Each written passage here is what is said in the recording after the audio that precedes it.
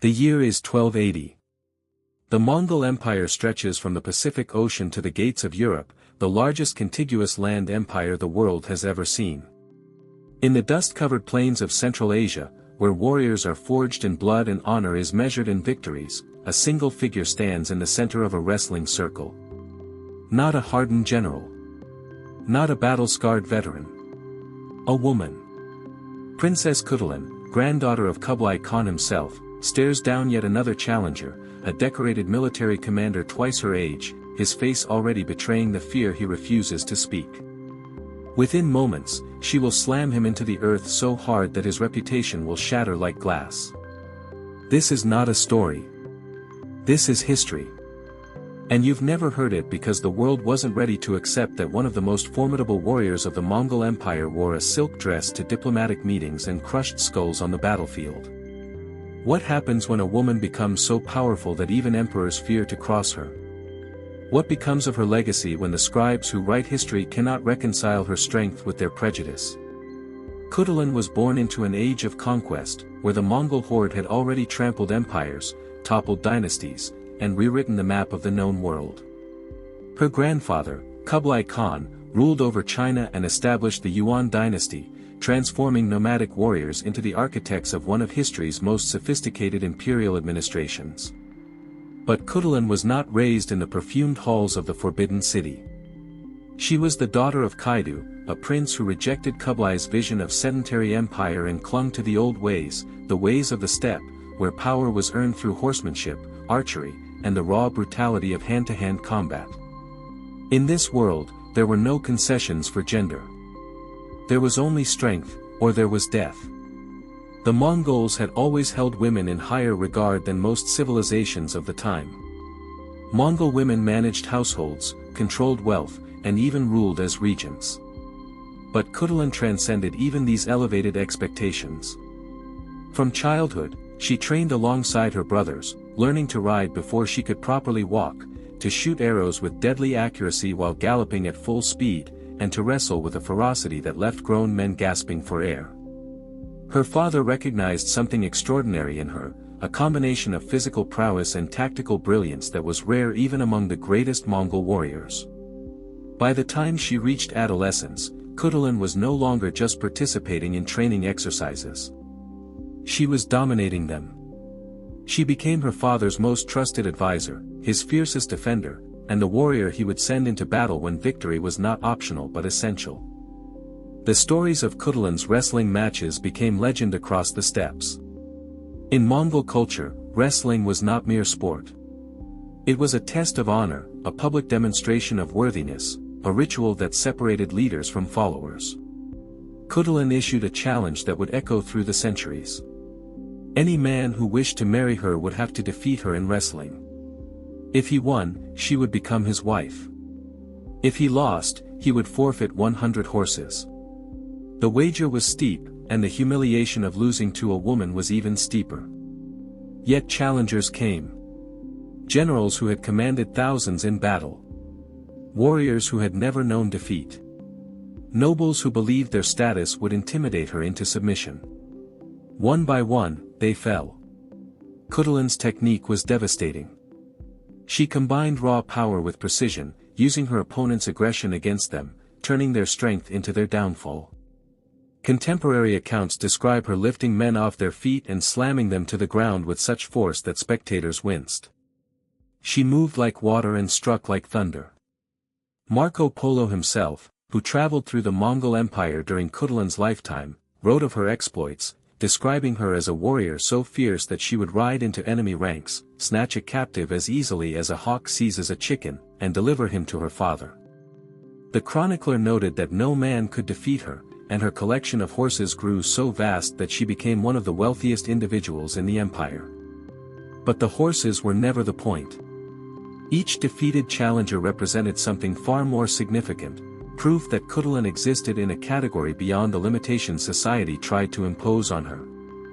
Her military career was even more extraordinary than her wrestling legend. Khutulun fought in numerous campaigns alongside her father Kaidu, who was locked in a prolonged conflict with Kublai Khan over the direction of the Mongol Empire. Kaidu believed that the Mongols were losing their identity by adopting Chinese customs and settling into urban governance. He wanted to preserve the nomadic warrior culture that had made the Mongols unstoppable. Khutulun became the embodiment of that philosophy, a living rejection of the idea that power required palaces and bureaucracy. In battle, she was a nightmare made flesh. Accounts describe her charging into enemy formations with complete disregard for her own safety, her skills so refined that she could pluck enemy soldiers from their saddles mid-gallop. She fought in the vanguard, not the rear. She led cavalry charges that broke enemy lines. Her tactical mind was as sharp as her combat skills. She understood terrain, anticipated enemy movements, and exploited weaknesses with surgical precision. Her father relied on her counsel in war councils, often deferring to her judgment over that of his male generals. This was not tokenism. This was recognition of undeniable competence. Khutulun commanded respect not because of her royal blood, but because she earned it in the most unforgiving arena imaginable, the battlefield. Yet despite her unmatched abilities, despite proving herself superior to virtually every male warrior in the empire, Khutulun faced a wall she could not break through strength alone. Politics. Succession. The deeply ingrained expectation that ultimate power belonged to men. When Kaidu grew old and it became clear that he needed to name an heir, Khutulun was the obvious choice. She had fought beside him for decades. She understood his vision. She commanded the loyalty of his armies. But the tribal leaders and generals balked. A woman as supreme ruler? It was a step too far, even for the relatively egalitarian Mongols. Kaidu himself wanted to name her his successor. Historical records suggest he saw in her everything a ruler needed: courage, intelligence, tactical genius, and the respect of warriors. But the political reality was insurmountable. The Khans and chieftains made it clear that they would not accept her rule. The very men she had defeated in wrestling, the generals she had fought beside, the nobility who had witnessed her superiority, refused to bend the knee to her as supreme leader. Instead, Kaidu was forced to name one of Khutulun's brothers as his heir. It was a compromise that satisfied political stability but betrayed merit. Khutulun accepted this decision, but it must have burned like acid. To know that you are the most qualified, the most capable, the most proven, and yet to be denied because of something as arbitrary as gender, this is an injustice that transcends time. After Kaidu's death, Khutulun's story becomes murky, obscured by the same historical forces that have suppressed countless women's legacies. Some accounts suggest she continued to fight, serving as a military commander under her brother's rule. Other sources claim she died shortly after her father, possibly in battle, possibly from illness. The records are frustratingly vague, as if the scribes who documented the empire's history couldn't quite figure out how to fit her into their narrative frameworks.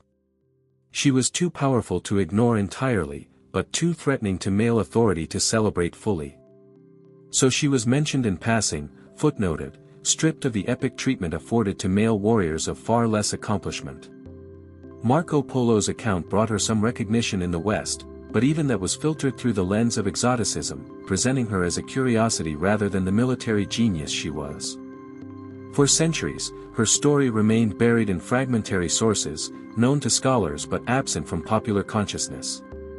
The Mongol Empire itself fragmented and fell, conquered by the very Chinese dynasties it once ruled, and with it, the memory of warriors like Khutulun faded into the dust of the steppes. Why was Khutulun's story suppressed? The answer is layered and ugly. First, the historical record itself was written almost entirely by men, many of whom operated within cultural frameworks that could not process female martial excellence without discomfort.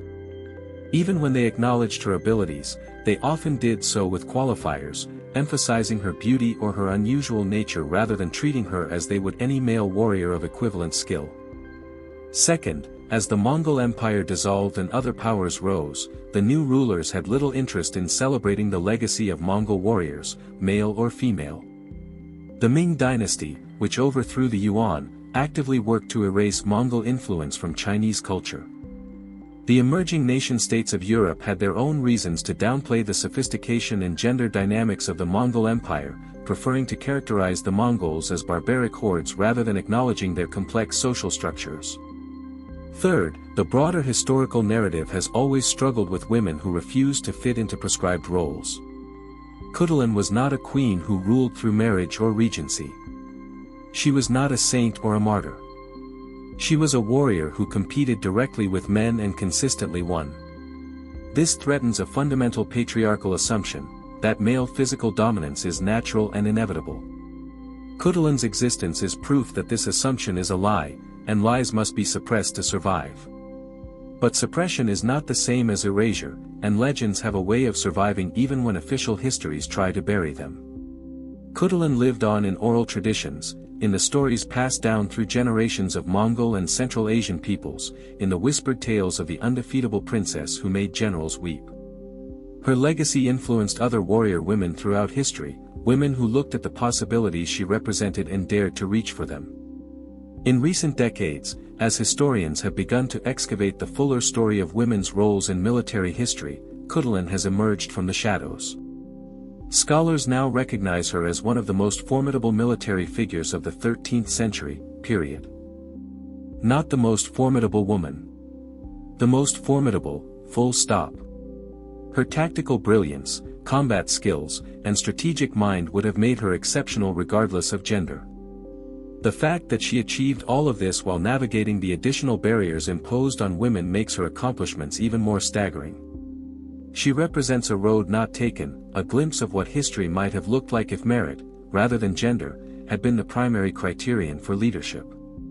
The wrestling matches, those public humiliations of male pride, were not just about personal glory. They were political statements. Each time Khutulun defeated a challenger, she was demonstrating that the assumptions underlying patriarchal power structures were false. Strength, skill, courage, these qualities were not inherently male. They existed in her abundantly, and she proved it over and over again in the most public way possible. The 100 horses she collected were trophies, yes, but they were also symbols of punctured male ego, physical evidence that the natural order so many took for granted was actually constructed, fragile, and ultimately breakable. The men who challenged her likely believed that defeating her would be straightforward, that her reputation was exaggerated, that surely a woman could not truly compete with a trained warrior. And then they found themselves on their backs, staring at the sky, their assumptions shattered along with their dignity. This is why her story is so dangerous, and why it was suppressed. It's not just that she was good. It's that she was better, and she made sure everyone knew it. Her relationship with her father Kaidu adds another layer to this story. Kaidu was a traditional Mongol warrior prince who nonetheless recognized exceptional ability when he saw it. He could have married Khutulun off for political advantage, as was common practice. He could have kept her in the background despite her skills. Instead, he elevated her, deployed her in critical military situations, and sought to make her his heir. This suggests that even within patriarchal structures, there were individuals who could see past gender when competence was undeniable. But it also reveals the limits of individual enlightenment within systemic oppression. Kaidu's support was not enough to overcome the collective resistance of the male power structure. His desire to name her successor was genuine, but it was blocked by forces larger than his individual will. This is the tragedy at the heart of Khutulun's story. Personal recognition, even from powerful allies, cannot by itself dismantle systems designed to exclude.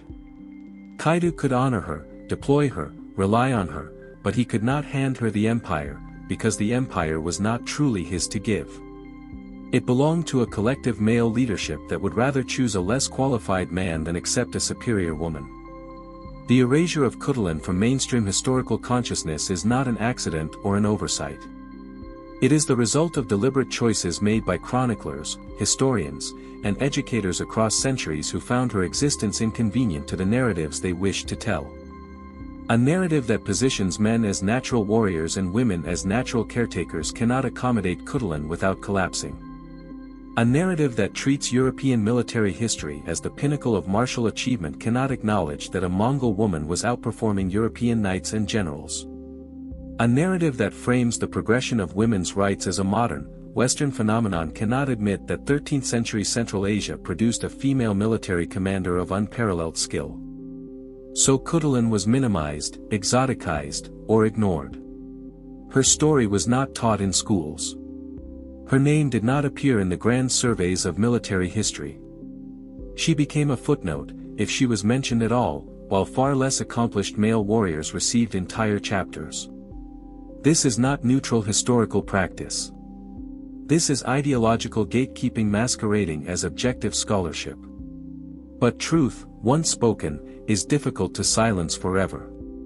Khutulun's legend persisted despite the suppression, carried forward by people who understood that her story contained something essential, something that needed to be remembered. In the oral traditions of Central Asian peoples, she remained a symbol of strength and defiance. In the fragmented written records, enough details survived that determined scholars could reconstruct her achievements. And in the modern era, as digital communication has democratized access to information, her story has begun to reach global audiences who are hungry for histories that challenge conventional narratives.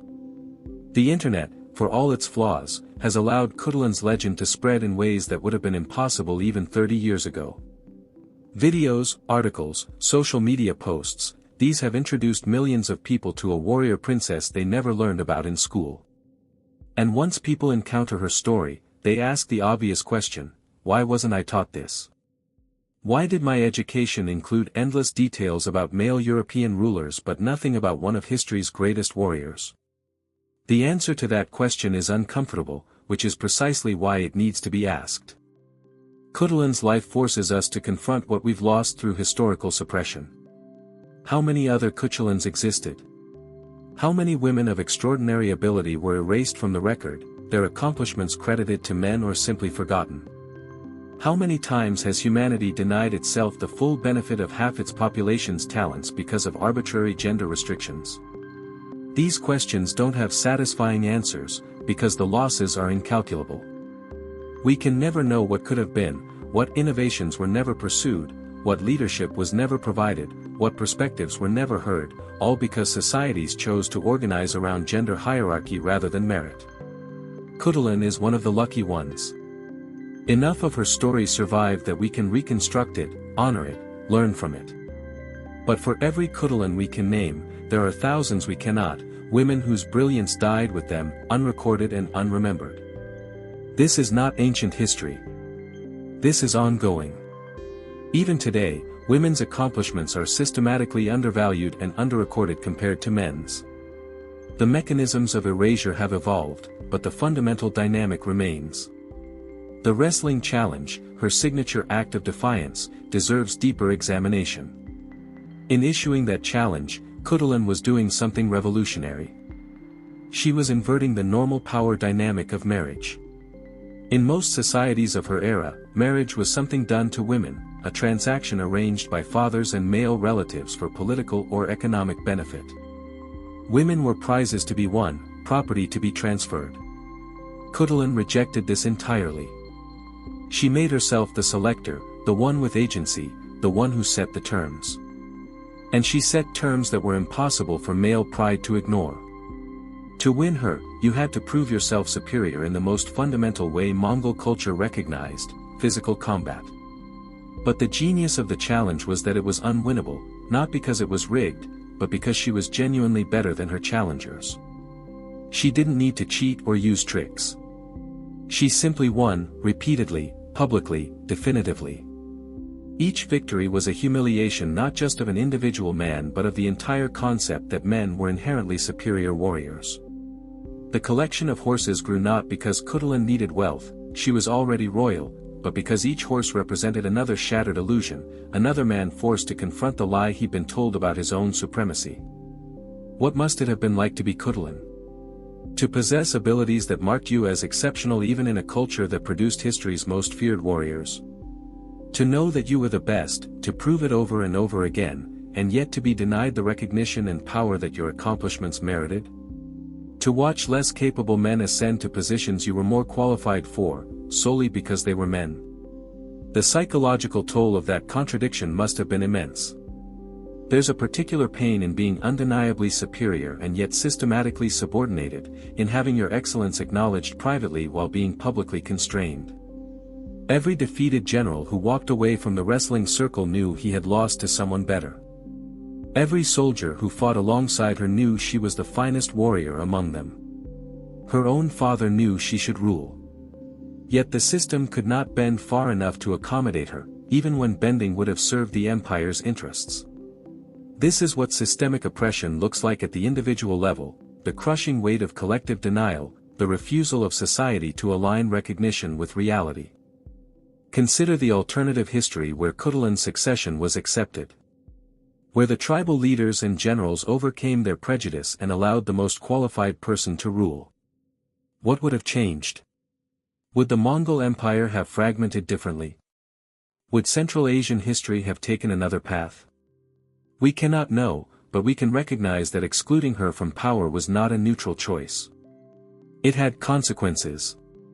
It meant that decisions were made by someone less capable, that military campaigns were led by someone less skilled, that the empire was deprived of leadership it desperately needed. The cost of gender discrimination is not just borne by the women who are excluded. It is borne by entire societies who deny themselves the full range of human talent and ability. Khutulun's exclusion from succession was not just unfair to her. It was a loss for everyone who would have benefited from her leadership. This is the hidden tax of patriarchy, the staggering opportunity cost of wasted potential, multiplied across millions of women and thousands of years. As Khutulun's story reaches new audiences in the modern era, it serves multiple functions. For women, it provides a powerful historical precedent, proof that female martial excellence is not a modern invention or a fantasy but a documented reality. For historians, it demonstrates the inadequacy of traditional historical frameworks that have marginalized women's contributions. For anyone interested in military history, it reveals a figure who belongs in any serious discussion of history's greatest warriors. And for all of us, it poses a challenge: what other stories have we not been told? What other legacies have been suppressed? What other truths are waiting to be excavated from the silences in our historical record? Khutulun's emergence from obscurity is not the end of a process but the beginning. It's an invitation to dig deeper, to question what we've been taught, to recognize that the history we know is not complete or neutral but curated, shaped by power dynamics that determined whose stories were worth preserving and whose could be safely forgotten. The image of Khutulun in the wrestling circle, facing down another challenger, is iconic for a reason. It captures everything about her legend in a single moment: the courage, the skill, the defiance, the absolute refusal to accept limitations others tried to impose. That moment, repeated hundreds of times across her career, was a form of resistance more powerful than any proclamation or protest. She didn't argue that women could be warriors. She simply was one, undeniably, unstoppably, and she made everyone watch. She turned her body into a weapon not just against enemies in battle but against the ideology that said her body disqualified her from power. Every time she won, she carved her truth into reality a little deeper. This is why representation matters. This is why visibility matters. Khutulun couldn't change the system that ultimately excluded her from succession, but she could make sure that no one could deny her excellence. She could force the record, incomplete as it was, to acknowledge her. She could plant seeds that would grow into the legend we're rediscovering today. Her story also illuminates something important about how progress happens, and how it doesn't. Khutulun's existence did not trigger immediate systemic change. The Mongol Empire did not suddenly embrace gender equality because one princess proved herself exceptional. The barriers she faced remained in place for other women. Her breaking through did not automatically create a path for others. This is the harsh reality of being a pioneer: you may succeed individually without changing the system, and that individual success may even be used to argue that the system is fair because look, one person made it through. But Khutulun's legacy is not failure because she didn't single-handedly dismantle patriarchy. Her legacy is the truth she insisted upon, that ability is not determined by gender, that women can achieve anything men can if given the opportunity, that the barriers we face are constructed, not natural. These truths take generations to fully penetrate cultural consciousness, but once planted, they are unkillable. They may be suppressed for centuries, but they survive, waiting for moments when they can grow again. The relationship between Khutulun's combat prowess and her political exclusion reveals the limits of what performance of excellence can achieve within unjust systems. She could beat every challenger in wrestling. She could fight brilliantly in every battle. She could demonstrate superior tactical judgment in every war council. And none of it was enough to overcome the systemic bias against female rule. This is a lesson that echoes across history and into the present. Individual excellence, while valuable and necessary, cannot by itself defeat structural inequality. Systems must be changed, not just navigated. Khutulun navigated her system as well as anyone could have. She maximized what was possible within the constraints she faced. But the constraints themselves remained, and ultimately they denied her what she had earned. This doesn't diminish her achievements. If anything, it makes them more remarkable. She succeeded to an extraordinary degree despite operating in a system designed to limit her. Imagine what she could have done in a system designed to support her. The wrestling matches also functioned as a form of public education, though this aspect is rarely discussed. Each time Khutulun defeated a challenger, everyone watching learned something. They learned that their assumptions about male physical superiority were wrong. They learned that a woman trained to the same standard as men could compete and win. They learned that gender was not the determining factor in combat that they had believed it to be. This was not abstract or theoretical learning. This was visceral, undeniable, witnessed with their own eyes. You cannot watch someone repeatedly win and maintain the belief that they are inherently inferior. The cognitive dissonance becomes too great. So either you adjust your beliefs, or you resort to other explanations. She's an exception, she's not really a woman in some essential sense, the victories don't count for various reasons. We see these same defensive mechanisms today whenever women succeed in male-dominated fields. Rather than accepting that the success proves the field wasn't inherently male, critics find ways to explain it away, to maintain the belief system that success challenges. Khutulun's challengers and their supporters likely engaged in similar rationalization. But the truth remained, she won, they lost, and no amount of explanation could change that fact. What would Khutulun make of her modern rediscovery? Would she be satisfied that her legend is finally being told to global audiences? Or would she be frustrated that it took so long, that so many centuries passed where her story was suppressed or forgotten? We cannot know, but we can honor her by doing more than just retelling her story. We can commit to seeking out other stories like hers, to questioning why certain histories are centered and others marginalized, to actively working against the forces that suppress women's accomplishments. We can teach her story not as an exotic curiosity but as essential history, as relevant to understanding human potential and historical development as any male warrior's biography. We can use her example to challenge present-day assumptions about what women can achieve, recognizing that the barriers women face today are contemporary versions of the barriers Khutulun faced, evolved but not eliminated. Her story is not just about the past. It's about the present and the future, about what we choose to remember and why, about whose excellence we celebrate and whose we ignore. In the end, Khutulun's greatest victory was not any single wrestling match or military campaign. Her greatest victory was surviving in memory at all, despite centuries of suppression, despite operating within systems that had every incentive to forget her, despite the determined efforts of male chroniclers and historians to minimize her significance. The fact that we can tell her story today, that her name and legend persisted through all the forces arrayed against their survival, is a testament to something that cannot be fully suppressed, the truth. Not the simple truth of who won what battle, but the deeper truth that excellence exists regardless of gender, that women can be warriors, leaders, strategic geniuses, and that the only thing preventing them is not lack of ability but presence of prejudice. Khutulun embodied this truth so completely, demonstrated it so undeniably, that even the incomplete historical record could not hide her entirely. She was too exceptional to erase. And now, as her story reaches audiences that dwarf anything possible in her lifetime, she achieves a measure of the recognition she was denied in life. Not full justice, never full justice, but something. Recognition. Honor. A place in history that reflects her actual accomplishments rather than the diminished version that served patriarchal comfort. The dust settles on the wrestling ground. Another challenger lies defeated. Another 100 horses change hands. Khutulun stands alone in the circle, unbeaten, unbreakable, a living challenge to everything her society believes about women and power. The spectators whisper in awe and discomfort.